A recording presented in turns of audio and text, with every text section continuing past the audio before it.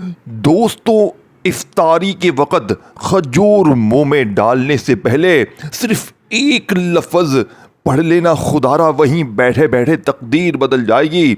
इफ्तारी के वक़्त बस 3 सेकंड के लिए रुक जाइएगा। 90% लोग वो एक गलती कर देते हैं। 90% लोग वो गलती करते हैं जिसकी वजह से इनकी दुआएं कबूल होने से पहले ही वापस लौटा दी जाती हैं। आज मैं आपको वो हकीकत बताऊंगा जिसका नसीब अभी तक नहीं खुला, जिसकी दुआएं बरसों से लिटकी हुई हैं और जिसे लग रहा है कि अल्लाह अब इसे सुन नहीं रहा। वो इफ्तारी के वक़्त खजूर उठाकर सिर्फ ये एक काम कर ले, इंशाअल्लाह इफ्तारी का पानी गले से नीचे उतरने से पहले आपको अपनी तकदीर बदलती हुई महसूस होगी। और आज की इस वीडियो में हम इन 5 कड़वे सवालों के जवाब ढूंढेंगे जिन्हें जो हर रोजेदार के दिल में होते हैं मगर कोई बताता नहीं है। दोस्तों, एक बात तो बताएं, कभी ऐसा हुआ है कि आप दस्तरख्वान पर बैठे हो, इफ्तारी में सिर्फ 2 मिनट बाकी हो, सब घर वाले खामोश हो और अचानक आपकी आंखों में आंसू आ जाएं। आप अल्लाह से कहना तो बहुत कुछ चाह रहे हो लेकिन हर अल्फाज ना मिल रहे हो आपको। आपका दिल भर आया हो कि या अल्लाह, सारा दिन मैंने भूख काटी, प्यास बर्दाश्त की, तेरा हुक्म माना, पर मेरे घर के हालात कब बदलेंगे, मेरी ये परेशानी कब खत्म होगी। दोस्तों, हम सबके साथ ऐसा होता है। हम हर साल रमज़ान गुजारते हैं, हम हर रोज़ इफ्तारी भी करते हैं, दुआ के लिए हाथ भी उठाते हैं, पर सच बताइएगा, क्या हमें वो सुकून मिलता है जिसका वादा किया गया है? क्या हमारी वो दुआएं कबूल होती हैं जिनके लिए हम तड़प रहे हैं? आज की इस वीडियो में हम इन्हीं कड़वे सवालों के जवाब भी ढूंढेंगे और मैं आपको कोई ऐसी बात नहीं बताऊंगा जो सुनी सुनाई हो, बल्कि वो बातें करेंगे जो हमारे और आपके साथ हर रोज़ होती हैं। हम इस वीडियो में 5 ऐसी बड़ी बातों पर बात करेंगे जिनको समझाने पर रोजेदार के लिए जरूरी है। पहला सवाल, वो कौन सी ऐसी एक गलती है जो हम इफ्तारी के वक्त दस्तरख्वान पर बैठकर करते हैं और हमें पता भी नहीं चलता कि हमारी पूरे दिन की मेहनत जाया हो रही है। दूसरा सवाल, क्यों ऐसा होता है कि हम इफ्तारी तो खजूर से करते हैं, सुन्नत भी पूरी करते हैं, पर हमारे दिल वैसे ही मुर्दा रहते हैं। इस खजूर में ऐसी क्या ताकत है जो हम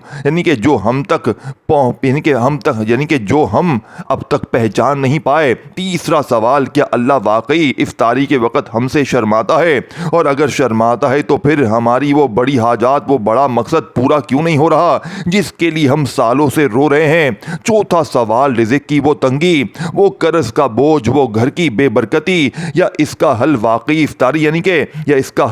इफ्तारी के इन चंद मिनटों में छुपा हुआ है। पांचवा और सबसे बड़ा सवाल, वो कौन सा एक ऐसा लम्हा है जब अल्लाह तबारक व तआला फरिश्तों के सामने आपका नाम लेता है। आज की इस वीडियो में मैं आपको एक ऐसी हकीकत बताऊंगा कि जब आज आप इफ्तारी के लिए बैठेंगे तो आपका वो बैठना बिल्कुल पहले जैसा नहीं होगा।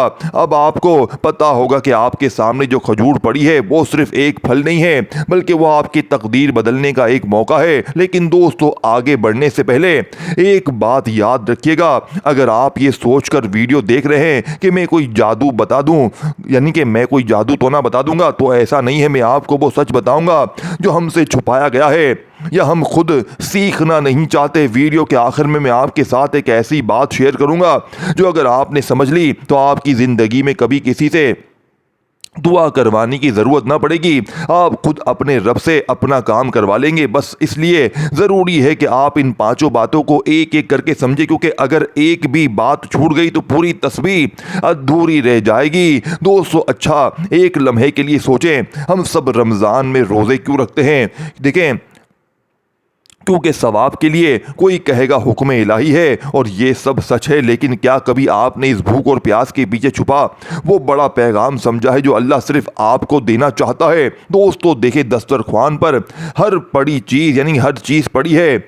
देखिए, ठंडा शरबत है, गर्म पकोड़े हैं, ताज़ा फल हैं, आपका जी भी ललचा रहा है, हलक में कांटे भी चुभ रहे हैं, और आप हाथ नहीं बढ़ाते। क्यों? क्योंकि आपको पता है कि मेरा रब देख रहा है। इसका मतलब है कि आपके अंदर वो ताकत मौजूद है कि आप अल्लाह के लिए अपनी सबसे बड़ी ख्वाहिश को भी रोक सकते हैं। तो फिर वही रब जो आपके लिए इस तड़प को देकर खुश हो रहा है, वो आपकी दुआ कैसे रद्द कर सकता है? यहाँ एक बहुत बड़ा खुफिया नुक्ता है जिसे हम अक्सर समझ नहीं पाते। हम समझते हैं कि शायद अल्लाह हमसे नाराज़ है या शायद हमारी किस्मत में ही सुख नहीं है, मगर सच तो यह है कि अल्लाह ने इफ्तारी का ये वक़्त रखा ही इसीलिए है कि वो आपको आपकी नज़रों में कीमती बना सके, यानी कि वो आपको आपकी नज़रों में कीमती बना सके। वो फरिश्तों को दिखाता है कि देखो मेरे इस बंदे के पास सब कुछ है, मगर ये सिर्फ मेरी खातिर रख कर बैठा है। अब यहाँ एक बहुत बड़ा सवाल पैदा होता है जो शायद आपके जहन में भी आ रहा हो, अगर अल्लाह इतना ही राज़ी है तो फिर मेरी वो सालों पुरानी दुआ अब तक क्यों लटकी हुई है? वो कौन सा ताला है जो अब तक नहीं खुला? आज की वीडियो में मैं इस ताले की चाबी आपके सामने रखने वाला हूँ। हम अक्सर दुआओं में वो गलती कर जाते हैं जो बज़ाहिर छोटी लगती है, मगर वो हमारे और अल्लाह के दरमियान एक दीवार बन जाती है। आपको पता है कभी कभी अल्लाह हमें इसलिए इंतज़ार करवाता है क्योंकि इसे हमारा दस्तरख्वान पर बैठ कर रोना और मांगना इतना पसंद आता है कि वो चाहता है कि मेरा बंदा थोड़ी देर और मेरे सामने ऐसे ही झोली फैलाकर बैठा रहे। वो आपको देखना चाहता है, पर वो आपको अपने करीब भी रखना चाहता है। मगर अब सवाल यह है कि हमें कैसे पता चलेगा कि हमारी दुआ कबूल हो रही या नहीं, और वो क्या तरीका है जिससे हम अल्लाह से वो सब कुछ मनवा सकेंगे जो हमें नामुमकिन लगता है। इससे पहले कि मैं आपको इन 5 बड़े सवालों के जवाब दूं, मैं आपसे एक ऐसी बात पूछना चाहता हूं जो आपके होश उड़ा देगी। क्या आपको पता है कि इफ्तारी के वक्त दस्तरख्वान पर वो कौन सी मनहूस चीज़, यानी कि जिसका ताल्लुक खाने पीने से नहीं है, जो अगर वहाँ मौजूद हो तो इंसान के 14 घंटे की भूख और प्यास बेकार चली जाती है? दोस्तों, ये वो चीज़ है जो हमारी तकदीर यानी तकरीबन हर घर के दस्तरख्वान पर मौजूद होती है, और हमें पता लगता है, यानी कि हमें लगता है कि हम तो बहुत नेक काम कर रहे हैं। ये नुक्ता अगर आपने मिस कर दिया तो शायद आपका पूरा रमज़ान वैसे ही गुजर जाए जैसे पिछले साल गुजरे थे। चलो अब सबसे पहले इस बात को समझते हैं कि वो कौन सी ऐसी गलती है जो हम में से हर बंदा जाने अनजाने में ठीक इफ्तारी के वक्त कर बैठता है। देखिए, हमने 14 से 15 घंटे भूख काटी है, प्यास बर्दाश्त की है, गर्मी में काम किया है, और अब हम अल्लाह के दरबार में सर्टिफिकेट लेने के लिए दस्तरख्वान पर बैठ गए हैं। कायनात का सबसे बड़ा सखी यानी हमारा रब अपने तमाम खजानों के साथ इस वक्त हमें देख रहा है। फरिश्ते कालम उठाए खड़े हैं कि लिखें कि ये बंदा क्या मांगता है। मगर यहाँ एक अजीब बात होती है। आपने गौर किया होगा मेरे दोस्तों कि जैसे जैसे इफ्तारी का वक़्त करीब आता है, हमारी ज़बानें जिक्र करने की बजाय या तो खाने की शिकायत करने लगती हैं, या फिर हम घर के किसी पुरानी बात पर गुस्सा करना शुरू हो जाते हैं। इसी दस्तरख्वान के पास एक ऐसी सूरत हाल का तसव्वुर करें जो हम सबके घरों में कभी ना कभी होती है। एक शख्स है जो पूरा दिन रोज़े से रहा, अब वो दस्तरख्वान पर बैठा है, सामने सब कुछ मौजूद है, लेकिन इसका मूड ख़राब है।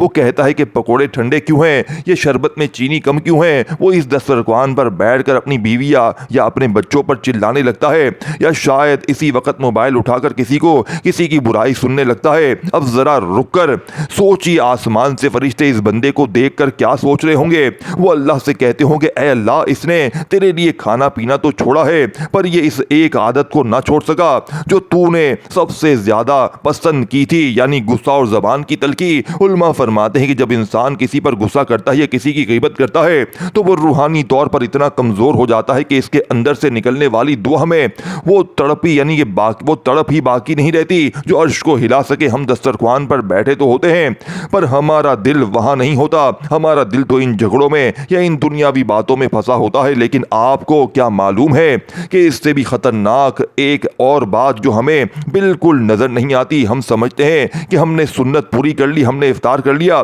पर क्या कभी आपने सोचा है कि अगर इसी वक्त जब आप किसी पर गुस्सा कर रहे हो या किसी की बुराई कर रहे हो, ठीक इसी वक्त अल्लाह आपकी तरफ रहमत की नजर डाले और आपको इस हाल में देख ले तो क्या होगा? दोस्तों, यही वो पॉइंट है जहां हम अपनी दुआओं का रास्ता खुद बंद कर लेते हैं। हम मांग तो रहे होते हैं, पर हमारा रवैया एक मांगने वाले फकीर जैसा नहीं होता, बल्कि एक नाराज इंसान जैसा होता है। लोग अक्सर कहते हैं कि भाई हमने बड़ी दुआएं मांगी पर कुछ नहीं हुआ।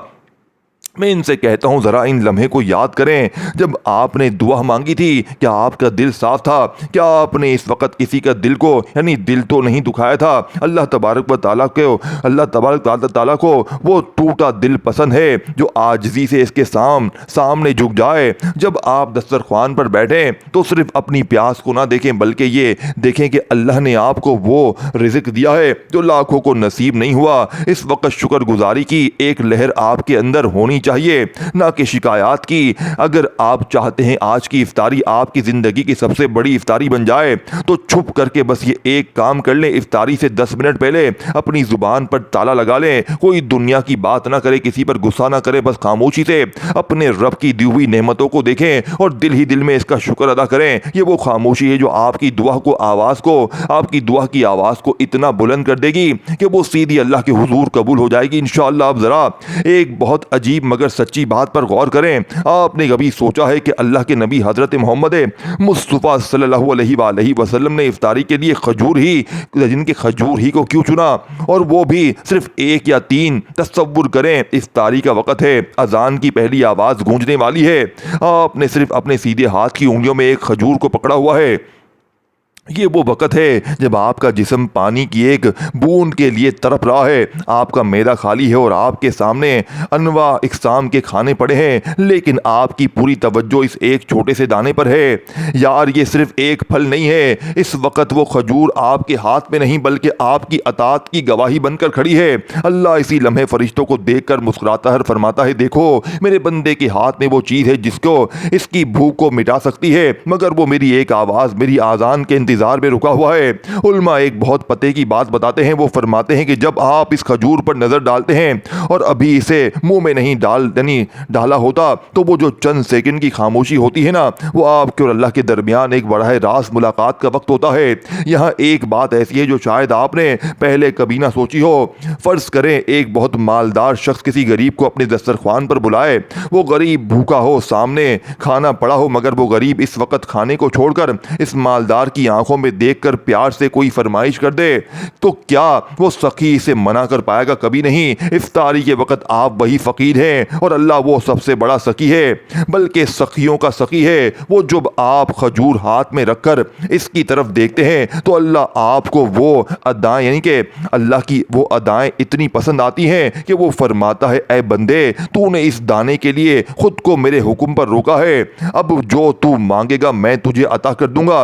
इसीलिए कहा जाता है खजूर मुंह में डालने से पहले वो एक लम्हे का जो वक्फा है ना, इसमें अपने दिल की बात अल्लाह से कर लें। वो वक्त ऐसा है आपके दिल की धड़कन भी अल्लाह के अर्श तक सुनाई देती है। लेकिन यहाँ एक बात बड़ा, यानी कि बहुत बड़ा है जिस पर हम इतना गौर नहीं करते, बहुत बड़ा मसला है। देखें हम खुद तो खजूर हाथ में ले लेते हैं, सुन्नत भी पूरी करते हैं, दुआ भी मांगते हैं, मगर क्या वजह है कि वही दुआ जब हम पूरे यकीन से मांगते हैं तो कभी तो फ़ौरन असर कर जाती है और कभी हमें बरसों तक इंतज़ार करना पड़ता है। क्या अल्लाह हमारी आवाज़ तौबा नऊज़ु बिल्लाह सुन नहीं रहा, या फिर हम इस खजूर को मुँह में डालते वक्त कोई ऐसी नादानी कर रहे होते हैं जिसकी वजह से वो बरकत ख़त्म हमारे घर में दाखिल नहीं होती?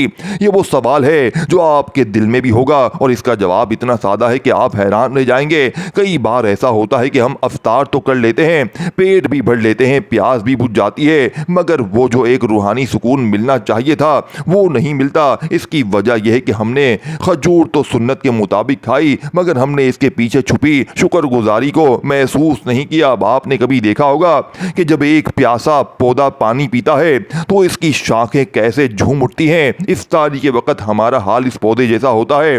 जब वो खजूर आपके हलक से नीचे उतरती है तो वो सिर्फ आपको ताकत नहीं देती बल्कि आपके पूरे वजूद को इस बात का गवाह बना देती है कि ऐ अल्लाह, मैंने ये तेरी जान यानी कि मैंने तेरी खातिर छोड़ा था और अब मैं ये तेरी खातिर खा रहा हूँ। अगर आज के बाद आप इफ्तारी करें तो बस एक बार इस एहसास के साथ खजूर उठाइएगा कि ये अल्लाह का भेजा हुआ वो ख़ास इनाम है जो इसने आपके लिए पसंद किया है। जब आप इस मोहब्बत के साथ खजूर खाएंगे तो आप देखेंगे कि वो दुआ जो आप सालों से मांग रहे थे इसकी कबूलियत के आसार को इसी वक्त मिलना शुरू हो जाएंगे। अच्छा दोस्तों, कभी आपके जहन में ये सवाल आया है कि हम इतने जोश से दुआ मांगते हैं, इफ्तारी के वक्त रोते हैं और वो दुआ जैसे ऊपर जाकर किसी दीवार से टकरा कर वापस आ जाती है।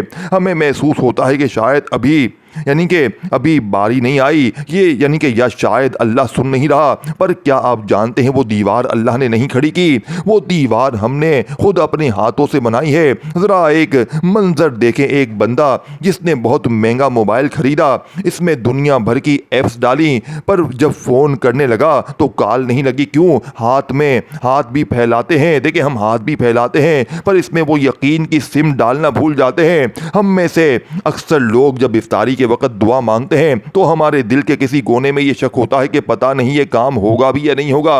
अल्लाह हमको नऊज़ु बिल्लाह आजमा रहे होते हैं। देखें, अल्लाह हमको तौबा नऊज़ु बिल्लाह आजमा रहे होते हैं, हम इस पर यकीन नहीं कर रहे होते। यार वो जब जो बग़ैर मांगे आपको रमज़ान जैसी नेमत दे सकता है, जो आपको इफ्तारी के लिए रिज़्क दे सकता है, क्या वो आपकी एक छोटी सी ज़रूरत पूरी नहीं कर सकता? यहाँ एक बहुत प्यारी बात याद आ गई। एक शख्स था जो बहुत परेशान था, इसकी दुआ कबूल नहीं हो रही थी। वो एक बुज़ुर्ग के पास गया और कहा कि मैं तो थक गया हूँ, यानी कि थक गया हूँ मांग मांग कर। इन बुजुर्ग ने मुस्कुरा कर कहा, एक ऐसी बात कही जो हम सब के लिए एक सबक है। इन्होंने कहा, बेटा तुम अल्लाह के दरवाजे पर दस्तक तो दे, पर यानी कि तुम दस्तक तो दे रहे हो पर तुम्हारी रूह किसी और तरफ है। हमारा रूह कहाँ होता है? हमारा रूह असबाब की तरफ होता है। हम समझ रहे होते हैं कि फला बंदा मेरा काम कर देगा या फला नौकर मिल गई, यानी फला नौकरी मिल गई तो जिंदगी संवर जाएगी। हम अल्लाह से तो मांग रहे होते हैं पर हमारा भरोसा इस दुनिया के लोगों पर होता है। इफ्तारी के वक्त मेरे दोस्तों, जब आप खजूर हाथ में लेते हैं तो वो लम्हा आपके भरोसे के इम्तिहान का होता है। अगर इस वक्त आपके दिल में राय के दाने के बराबर भी ये यकीन आ जाए कि मेरा रब ही सब कुछ करने वाला है, तो यकीन मानिए वो दीवार उसी वक्त गिर जाएगी और आपकी दुआ सीधी अर्शे हिलाई पर जाकर दस्तक देगी। लेकिन क्या आपको पता है ये एक ऐसी चीज़ भी है जो इसने यानी कि जो इस बेयकीनी से भी ज़्यादा ख़तरनाक है। एक ऐसी बात है जो अगर हमारे दिल में हो तो हम चाहे पूरा रमज़ान मुसल्ले पर बैठे रहें, हमारी पुकार में वो असर पैदा होता ही नहीं है। ये वो नुक्ता है जो बड़े बड़े इबादत गुजारों को भी परेशान कर देता है। क्या आप जानना चाहते हैं वो कौन सी छोटी सी रुकावट है जो हमारी इतनी बड़ी इबादत को बेअसर कर देती है? इसके बारे में जानना आपके लिए इतना ही ज़रूरी है जितना इफ्तारी के वक्त पानी पीना। देखिए दोस्तों, हम इफ्तार तो बहुत अच्छी चीज़ों से कर रहे होते हैं, पर क्या हमने कभी सोचा है जो पैसा हम इन चीज़ों पर लगा रहे हैं वो कहाँ से आया है?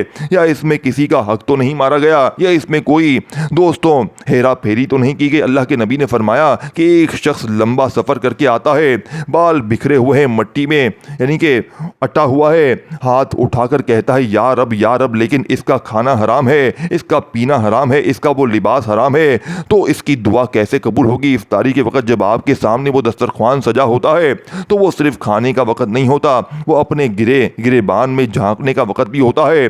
अगर हमारा रिज़्क सिर्फ साफ है और हमारा यकीन पक्का है तो फिर कायनात की कोई ताकत आपकी दुआ को कबूल होने से रोक नहीं सकती। आज से एक अहद करें, इफ्तारी के वक्त जब आप हाथ उठाएं तो पहले अपने इन गुनाहों की माफ़ी मांगें जो आप और अल्लाह के दरमियान दीवार बन गई है। जब तौबा के आंसू इस दीवार को गीला करेंगे तो वो खुद ब खुद मट्टी बनकर ढेर हो जाएंगे।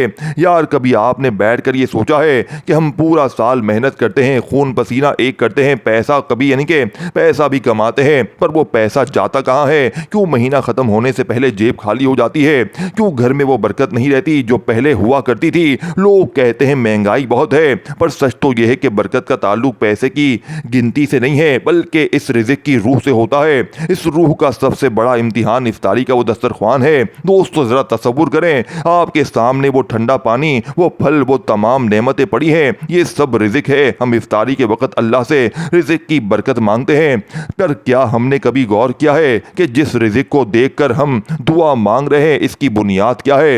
यानी कि पर सच यही है, कभी कभी हमारे दस्तरख्वान पर सजी हुई नेमतें तो बहुत शानदार होती हैं, पर इनके पीछे किसी का दिखाया हुआ यानी कि दुखाया हुआ दिल छुपा होता है।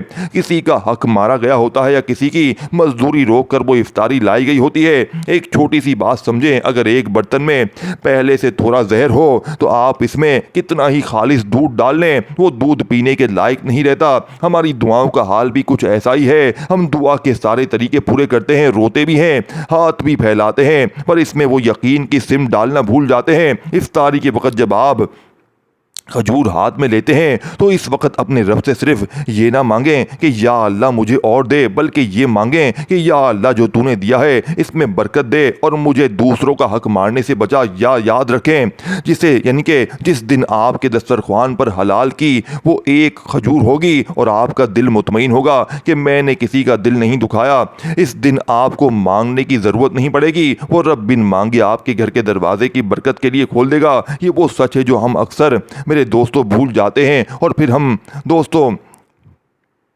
लोग वजीफ़ों के पीछे भागते हैं, जबकि असल चाबी तो हमारे अपने दस्तरख्वान की पाकीज़गी में छुपी हुई है। लेकिन अब जो मैं आपको पांचवी और आखिरी बात बताने वाला हूँ वो इस पूरी वीडियो का निचोड़ है। क्या आपको मालूम है कि जब सब घर वाले इफ्तारी करके उठ जाते हैं तो इस दस्तरख्वान पर क्या बाकी रह जाता है? देखें दोस्तों, वो कौन सी गवाही है, फरिश्तों की वो कौन सी गवाही है जो इस वक्त अल्लाह के दरबार में पहुंचती है। ये वो मंजर है जो अगर आपने एक बार समझ लिया तो आप अगली इफ्तारी का इंतज़ार रो रो कर करेंगे। ये बात आपकी इबादत का पूरा रुख बदल देगी। दोस्तों, अब ज़रा तसव्वुर करें, अजान हो चुकी है, आपने वो एक खजूर खा ली, पानी का घूंट भर लिया और अब हर कोई नमाज के लिए खड़ा हो रहा है। दस्तरख्वान यानी कि सूना हो चुका है, पर आपको पता है इस वक्त आसमानों पर क्या हलचल मची होती है। हदीस मुबारक का मफहूम है, जब अल्लाह का बंदा सारा दिन रोज़े की मुशक्क़त काट कर इफ्तार करता है तो अल्लाह अपने फरिश्तों के सामने फ़ख्र करता है और फरमाता है, ऐ मेरी फरिश्तों, देखो इस बंदे को, इसने सिर्फ मेरी खातिर अपने आप को रोका और दोस्तों अब गवाह रहो कि मैंने इसे बख्श दिया। दोस्तों यार, ज़रा इस बात को गहराई से तो देखो। हम समझ रहे होते हैं हमने इफ्तार किया और बात ख़त्म हो गई, लेकिन वो लम्हा तो दरअसल हमारी निजात का सर्टिफिकेट जारी होने का होता है। फरिश्ते दस्तरख्वान के गिर्द खड़े होकर इन लोगों के लिए दुआ मांग रहे होते हैं जिन्होंने खामोशी से, आजिज़ी से और शुक्र के साथ रोज़ा खोला होता है। काश हमें वो गैब का मंजर नज़र आ जाए कि जब हम एक घूंट पानी पीकर अल्हम्दुलिल्लाह कहते हैं तो अर्श पर हमारे नाम की कैसी गूंज होती है। यह एक बहुत बड़ी और सच्ची बात बताता हूँ। अब हम अक्सर दूसरों से कहते हैं, भाई मेरे लिए दुआ करना, पीर साहब मेरे लिए दुआ करना। याद रखें, जिस वक्त आप इफ्तार करके फारिग होते हैं इस वक्त अल्लाह के फरिश्ते खुद आपके हक में दुआ कर रहे होते हैं। दोस्तों, इससे बड़ी खुशकिस्मती क्या होगी कि कायनात की वो मखलूक जो गुनाहों से पाक हो वो आपका नाम लेकर अल्लाह से आपकी बख्शिश मांग रही हो। देखें, आप जब इफ्तार करेंगे तो सिर्फ पेट भरने के लिए ना खाएं, बल्कि इस एहसास के साथ उठें कि अल्लाह मैंने ये रोज़ा तेरे लिए रखा है और तूने मुझे कबूल किया, यानी तूने कबूल कर लिया। यह एहसास कबूलियत ही है। ये वो असल ताकत है जो आपकी तकदीर को बदलती है। जब बंदे को ये यकीन हो जाए कि मेरा रब मुझसे राज़ी है तो फिर दुनिया की कोई मुश्किल इसे परेशान नहीं कर सकती। लेकिन क्या आपको पता है कि इस सब के बाद एक आखिरी काम बाकी रह जाता है? वो काम इस पूरी वीडियो का निचोड़ है, तो इसके बगैर ये सारी गुफ्तगू अधूरी है। दोस्तों, ये वो पुकार है जो आपने अब से हर इफ्तारी में करनी है। अब मैं आपको वो आखिरी बात बताने वाला हूँ जो आपके दिल के इस बोझ को हल्का कर देगी जो शायद आप बरसों से उठाए फिर रहे हैं। वो एक लफ्ज़ जिसका मैंने वीडियो में शुरू में जिक्र किया था, वो लफ्ज़ कोई मुश्किल वजीफ़ा नहीं है, बल्कि वो लफ्ज़ अल्हम्दुलिल्लाह है। लेकिन याद रखें, इसे आम तरीके से नहीं पढ़ना। जब आप खजूर मुंह में डालें और पानी का वो घूंट हल्के यानी कि हलक से नीचे उतरे तो पूरी रूह की गहराई से अपने रब की मोहब्बत में डूबकर सिर्फ एक बार कहिएगा अल्हम्दुलिल्लाह। इस एक लफ्ज़ में वो ताकत है कि ये अल्लाह के गुस्से को ठंडा कर देता है और शुक्र की ऐसी लहर पैदा करता है जो आपकी तकदीर के बंद ताले खोल सकती है। जो देखें, जो बंदा इस लम्हे सच्चे दिल से शुक्र अदा करता है, अल्लाह इसकी झोली वहाँ से बढ़ता है जहाँ से इसे नहीं होता। मेरे प्यारे भाइयों और बहनों, आज देखिए, आज हमने बहुत सी बातें की, हमने इन गलतियों यानी कि गलतियां भी देखी जो हम करते हैं और इन खजूर की ताकत को भी समझा जो हमारे हाथ में होती है। रमज़ान का ये महीना सिर्फ गुजरने के लिए नहीं आया, ये हमें बदलने के लिए आता है। अगर आज की इस वीडियो ने आपके दिल को थोड़ा सा भी सुकून दिया है या आपको ये एहसास हुआ है कि आपका रब आपसे कितनी मोहब्बत करता है, तो बस दस्तरख्वान पर बैठकर एक बार अपने गुनाहों की सच्ची तौबा कीजिएगा। याद रखने का, तौबा का एक आंसू तकदीर के लिखे हुए बदतरीन फैसलों को भी बदल देता है। अब मैं आपको वो अमल बताता हूँ आज के दिन का खास जो रमज़ान के आपने महीने में किसी भी एक इफ्तारी में खजूर हाथ में रख कर ये अमल करना है, इंशाअल्लाह बैठे बैठे नसीब बदल जाएंगे, बैठे बैठे मांगने वाले से इंशाअल्लाह बांटने वाले बन जाएंगे। अब आपने करना क्या है, इफ्तारी के दस्तरख्वान पर बैठ कर ये छोटा सा अमल करना है। इंशाअल्लाह ये वो अमल है जिसे पढ़ते ही लोग अल्लाह पाक के हुक्म से दरवाजे पर आकर देकर जाएंगे और आपके हाथ से दीन रिश्तेदार ये देख कर हैरान हो जाएंगे, अचानक इसकी ज़िंदगी में इतनी खुशियाँ, इतना पैसा कहाँ से आ गया। अब आपने किसी भी इफ्तारी में दस्तरख्वान पर बैठकर सबसे पहले एक मर्तबा बिस्मिल्लाहिर्रहमानिर्रहीम पढ़ना है। और देखिए ये कोई आम अमल नहीं है, ये दुनिया का सबसे ताकतवर अमल है। और जैसा कि मैंने बताया कि खजूर को हाथ में लगकर जो लम्हा होता है, जो ख़ास घड़ी होती है, ये बड़ी कबूलियत की होती है। तो अजान जैसे ही होने वाली हो, आप अजान के इंतज़ार में हो, अपने हाथ में सीधे एक खजूर का दाना पकड़ें और उसी खजूर को हाथ में रखते हुए आपने सबसे पहले बिस्मिल्लाहिर्रहमानिर्रहीम पढ़ना है। अब जो मैं राज आपको बताऊंगा, इफ्तारी तो बाद में होगी, पहले आपकी तकदीर बदलेगी। वो एक जुमला, वो एक राज जो शायद आपसे बरसों छुपाया गया, जिसे पढ़ते ही गैबी फरिश्ते हरकत में आते हैं, अल्लाह के वली आपके दरवाजे पर खड़े हो जाते हैं और कहते हैं ये ले बेटा, अल्लाह ने तेरा इनाम भेजा है। ये इस अमल की करामत है मेरे दोस्तों। अब आपने सबसे पहले इफ्तारी के दस्तरख्वान पर बैठकर एक खजूर अपने हाथ में रखनी है और फौरी तौर पर सबसे पहले नंबर पर आपने बिस्मिल्लाहिर्रहमानिर्रहीम इन्ना अतैना कल कौसर फस्सल्लि लिरब्बिका वनहर इन्ना शानियका हुवल अब्तर, आपने सिर्फ एक बार सूरह कौसर पढ़नी है। देखिए सूरह कौसर तो आपने अपनी जिंदगी में बहुत बार पढ़ी होगी, लेकिन आज दस्तरख्वान पर बैठकर खजूर हाथ में रखकर सूरह कौसर के मौजज़ात कुछ और होंगे, लेकिन आपने ये सारी चीजें पढ़नी है। सिर्फ आपको 20 से 30 सेकंड का छोटा सा अमल दूंगा। देखिए बंदा 1-2 मिनट पहले, 2-5 मिनट पहले दस्तरख्वान पर बैठ जाता है।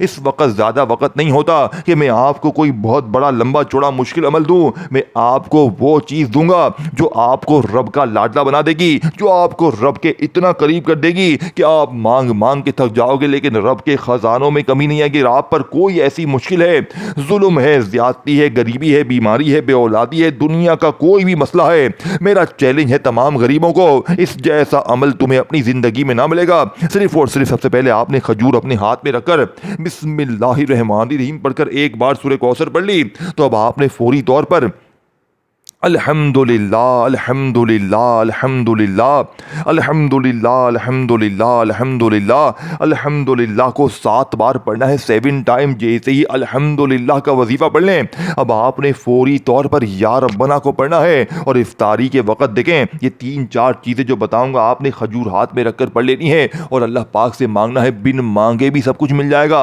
आपकी वो हाजतें, वो मुरादें जो पूरी दुनिया में, पूरी ज़िंदगी में आपकी किसी वजीफे से, किसी तस्बीह से ना हुई, आज इफ्तारी के बाद खजूर हाथ में रखकर मेरे दोस्तों आपने ये 4-5 चीजें पढ़नी है और अल्लाह पाक से हाथ उठाकर झोली फैलाकर उसी वक्त मांगना है। ये टोटल 1 मिनट का अमल है, यानी आधी मिनट अमल पढ़ने में और आधी मिनट दुआ मांगने में। इंशाअल्लाह हजारों लाखों लोगों ने इस अमल को पढ़ के अपनी तकदीर को बदला है।